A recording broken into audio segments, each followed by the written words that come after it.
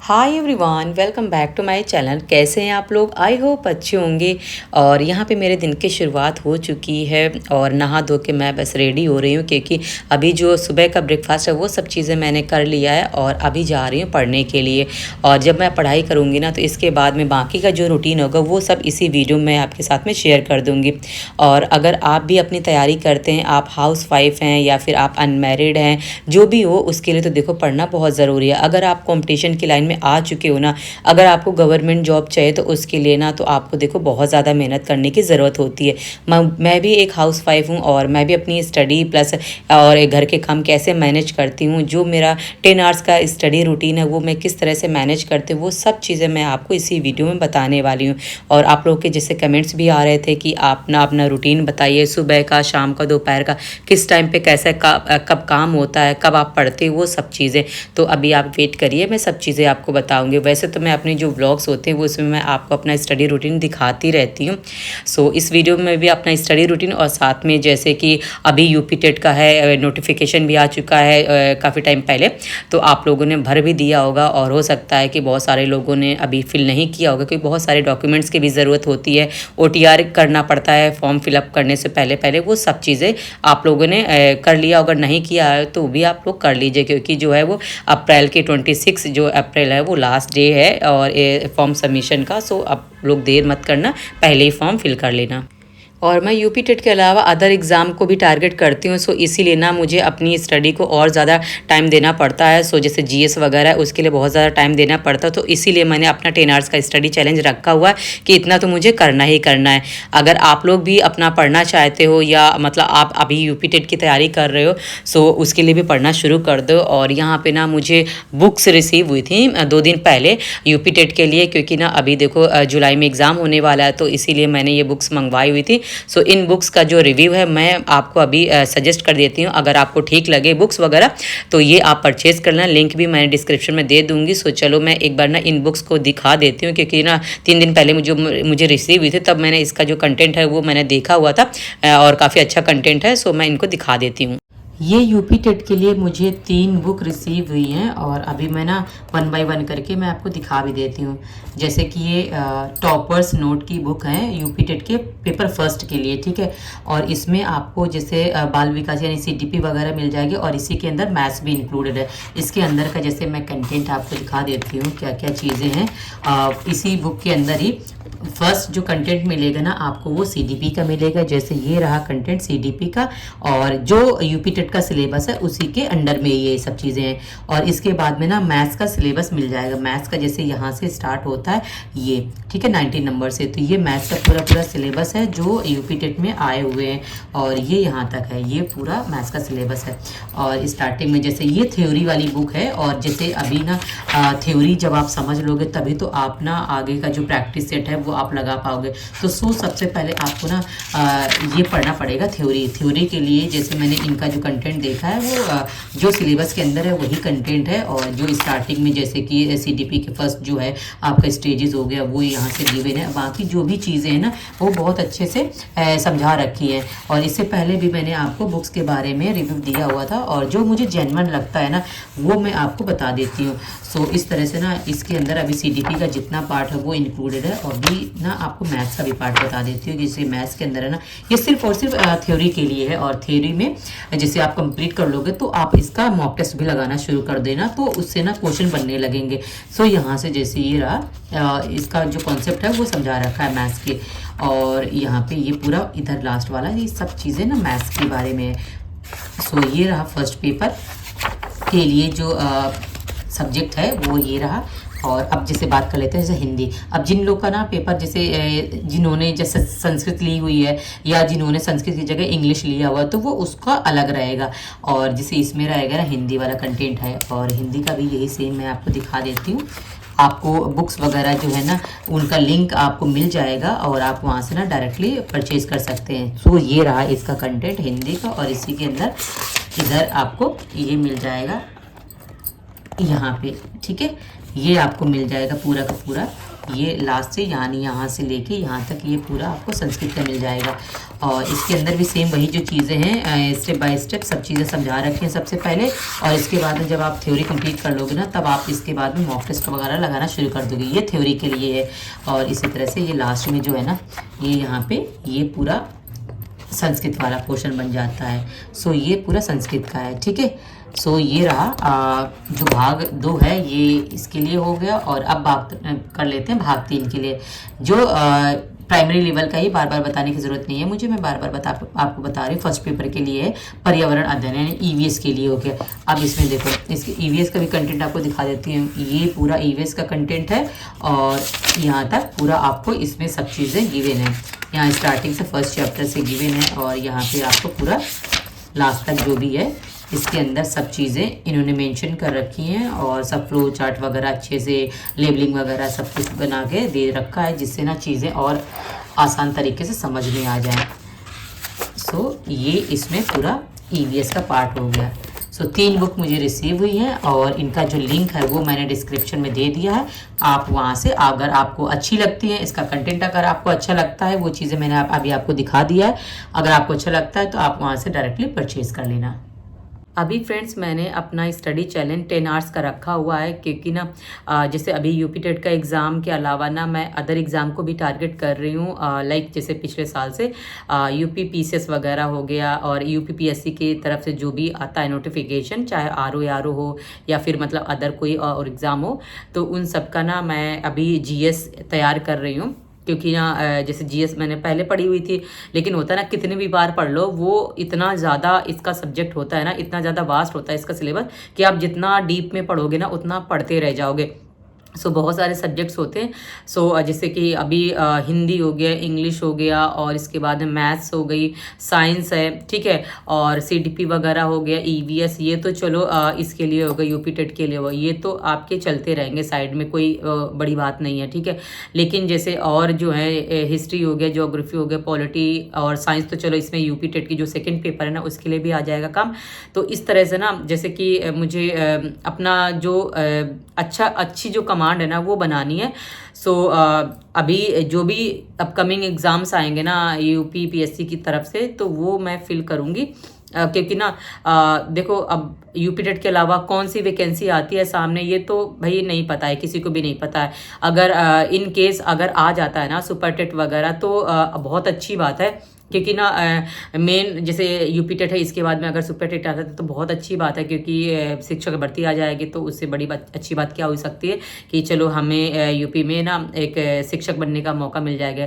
और लेकिन अब ये तो पता नहीं कब आएगा कब नहीं आएगा, तो इसीलिए ना जीएस को भी मैं टाइम दे रही हूँ और अपना ये स्टडी जो चैलेंज है ना वो 10 आवर्स का रखा है। अब मैं आपको बताती हूँ मैं किस तरह से मैनेज करती हूँ, क्योंकि ना मैं एक हाउसवाइफ हूँ और मतलब मैं घर का काम पूरा सब कुछ करती हूँ। और जैसे आप लोग करते हो ना सब कुछ ए से लेके जेड तक सारे काम, वैसे मैं भी करती हूँ। मेरे पास में कोई हेल्प कराने वाला नहीं है, मैं अपने काम खुद ही मैनेज करती हूँ। इवन घर के भी बाहर के भी हर चीज़ मैनेज कर लेती हूँ, ठीक है। मतलब ये नहीं है कि हस्बैंड बाहर का जैसे जो काम करते रहते हैं, लेकिन मेरे हैंड से जितना काम हो सकता है ना मैं वो खुद भी करती हूँ। और ठीक है, अच्छा लगता है, सेल्फ मतलब अपना काम करना भी सही लगता है। तो ऐसे करके ना मैं हर चीज़ मैनेज कर लेती हूँ। तो पहली बात तो यही कि मैं ये नहीं हूँ कि भाई मेरे साथ में और भी 2-4 लोग हैं तो वो सपोर्ट करते हैं हर चीज़ को, काम को लेके। इवन छोटी छोटी चीज़ें भी ना वो भी मुझे उठा के रखनी पड़ती है, क्योंकि मेरी एक बेटी भी है, उसको मुझे पढ़ाना लिखाना होता है, सब कुछ। मतलब 24 आवर्स ना मुझे पता नहीं चलता है कब मेरा बीत जाता है, और इतना बिजी रहता है ना, पूरा टाइम जो है बिजी रहता है ना, पता ही नहीं चलता है। संडे को जो है वो थोड़ी सी मुझे लगता है कि बाकी जैसे भागम भाग रहता है, वो संडे वाले दिन जो है ना वो मैं अपने आराम से काम करती, लेकिन पूरा दिन जो है संडे का वो निकल जाता है, वो भी नहीं पता चलता है। इसलिए छुट्टी नाम की जो चीज़ होती है ना वो तो लिखी ही नहीं है। अब मैं आपको बताती हूँ मैं अपनी स्टडी किस तरह से मैनेज करती हूँ। तो जैसे कि मैं सुबह उठती हूँ जल्दी, ठीक है, सुबह 4-4:30 बजे ये मेरे दिन की शुरुआत होती है, और मैं इसी टाइम पे मैं उठ जाती हूँ। और प्रेफरेंस मतलब मैं देती हूँ कि इतने बजे तो हर हाल में, अगर कोई भी कॉम्पिटिटिव एग्जाम की तैयारी कर रहा है, चाहे इवन वो गर्ल हो, बॉय हो, मैरिड में कोई भी एस्पिरेंट होना, आपको सुबह का जो टाइम है ना वो यूटिलाइज करना ही करना चाहिए। क्योंकि सुबह का जो टाइम है यूटिलाइज हो जाएगा ना, तो उससे फ़ायदा क्या होगा, आपका जो प्रोडक्टिविटी है ना दिन की वो बहुत अच्छी हो जाएगी। और मेरे पास भी बहुत ज़्यादा टाइम नहीं होता है, क्योंकि ना मैं 4 बजे से पहले नहीं उठ सकती हूँ। अब भाई 6 से साढ़े 6 7 घंटे की आपको नींद भी तो प्रॉपर चाहिए, क्योंकि इतना सब घर का काम करेंगे तो एनर्जी तो लॉस होगी होगी ना। तो उसके लिए हम जब से 6 7 घंटे 8 घंटे नहीं सोएंगे ना, तब तक हमारा नहीं काम चलने वाला है। 8 घंटे तो मेरा नहीं हो पाता है, कभी भी नहीं हुआ है। और मेरा वही 6 से 7 के बीच में मेरी नींद हो जाती है। तो मैं सुबह 4 साढ़े 4 बजे उठ जाती हूँ, और उठने के बाद में मेरी यही कोशिश रहती है कि मैं 1 से सवा घंटा जो मेरे पास में टाइम है वो मैं अपने यूटिलाइज़ कर लूँ। चाहे वो मैं रिवीजन के लिए रखूँ, या फिर मुझे कुछ भी पढ़ना है, वो कुछ नया वगैरह, या जैसे मुझे नहीं समझ में आ रहा है तो मुझे शांति चाहिए, पढ़ने के लिए कॉन्सेंट्रेट चाहिए, तो वो मैं सुबह का टाइम यूज़ करती हूँ। तो सुबह का टाइम जो है वो यूज़ करने के बाद में ना, अब फिर ना जैसे 5:30 बजे से 5:30 पौने 6 बजे से मैं किचन में आ जाती हूँ। क्योंकि हर हाल में 6 बजे से पहले 5-10 मिनट पहले वो किचन में चले जाते हैं। तो जो भी तैयारी करनी होती है ना, बेसिक जो चीज़ें होती है, जैसे खाना बनाने वाली जो तैयारी होती है, सब चीज़ें छीलना, काटना, छौंकना, वो सब चीज़ें ना करते करते आधा घंटा हो जाता है। अब इसके बाद मेरा खाना वाना सब कुछ बन के रेडी हो जाता है। 1.5 घंटे लगता है, 1.5 से 2 घंटे खाना बनाने में लगता है। फिर बेटी स्कूल चली जाती है, उसको भेज देती हूँ, और इसके बाद मैं तैयार होकर चली जाती हूँ लाइब्रेरी। क्योंकि मैं घर पे, मैं अभी दो महीने से हो गया मैं घर पे नहीं पढ़ रही हूँ। मैंने लाइब्रेरी ज्वाइन कर रखी है, और वो मेरे लिए बेस्ट है कि वहाँ पे मैं जाती हूँ ना, तो मेरी जो है पढ़ाई वो हो जाती है। क्योंकि घर पे रह के ना मेरी पढ़ाई नहीं हो पाती भाई। कितना हर चीज़ आप जो मेरे जैसे हैं हाउसवाइफ वो बहुत अच्छे समझते होंगे। एक काम करने के लिए बैठ जाओ ना, तो 4 काम याद आ जाते हैं, ये भी करना है, वो भी करना है, वो भी करना है, सारे 75 काम याद आते हैं, लेकिन पढ़ाई नहीं हो पाती है। तो इसलिए ना फिर मैंने लाइब्रेरी ज्वाइन कर लिया। और लाइब्रेरी का जो टाइम है ना मेरा, वो रहता है मतलब 6.5 घंटे 7 घंटे, मैक्सिमम जो है वो 7 घंटे रहता है। और कभी कभी 7 घंटे में वहाँ पर रहती भी हूँ, और कभी कभी 6 से 6.5 घंटे भी रहती हूँ। तो इतना जो टाइम है वो मेरा लाइब्रेरी में रहता है। ये रहता है ना कि कम से कम मिनिमम से मिनिमम मेरी जो पढ़ाई ना, मैं लाइब्रेरी में 6 घंटे में मैं वहाँ पे बैठ के पढ़ लूँ। और 2 सब्जेक्ट मैं लेके जाती हूँ, मतलब वहीं पे ही मैंने लॉकर वगैरह ले रखा है, तो वहाँ पे मैं 2 सब्जेक्ट पढ़ लेती हूँ, ताकि ना मेरा जो टाइम है वहाँ पे हो जाए। और एक जो है सुबह का टाइम हो गया, दोपहर सुबह वाला, सुबह से लेके दोपहर यानी शाम के 4 बजे तक जो रहता है वो मेरा लाइब्रेरी में रहता है। इसके बाद मैं वापस आ जाती हूँ घर पे, तो 4:30 तक मैं घर पे आ जाती हूँ। फिर इसके बाद शाम के जो घर के काम होते हैं वो शुरू हो जाते हैं, और कम से कम नहीं तो 1.5 घंटा जो होता है वो शाम को हो जाता है। तो ऐसे करके ना, जैसे कि आप लगा लो कि 6 घंटे ये, 7 घंटे ये लाइब्रेरी के हो गए, और 1.5 घंटे इधर के हो गए शाम वाले, और 1 सवा घंटा उधर के हो गए। तो टोटल करके ना ऐसे करके मैंने अपने टाइम को डिवाइड कर रखा है।